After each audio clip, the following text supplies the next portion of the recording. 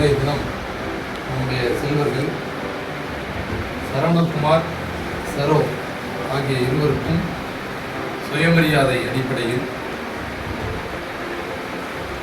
திருமணம் நடைபெற இருக்கிறது.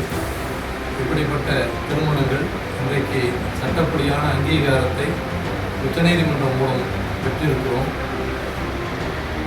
தமிழ்நாட்டை பொறுத்தவரை சுயமரியாதை திருமணங்கள் 1967 அறிஞர் அண்ணா அவர்கள் ஆட்சி அமைத்ததற்கு பிறகு சட்டப்படி செல்லுபடியாகக்கூடிய முறையில் இந்தியாவில் எந்த மாநிலத்திலும் இல்லாத அளவுக்கு தமிழ்நாட்டில் மட்டும் விரும்பிய முறைப்படி சுயமரியாதை முறையில் திருமணம் நடத்தி கொள்வதற்கு இங்கே வாய்ப்பு இருக்கிறது. இந்தியாவில் எந்த மாநிலத்திலும் இப்படிப்பட்ட சுயமரியாதை திருமண முறை சட்டப்படியான அங்கீகாரத்தை இதுவரை பெறவில்லை. அப்படிப்பட்ட ஒரு பெருமை தமிழ்நாட்டிற்கு மட்டும் திராவிட இயக்கத்தால் சாத்தியமாகி இருக்கிறது.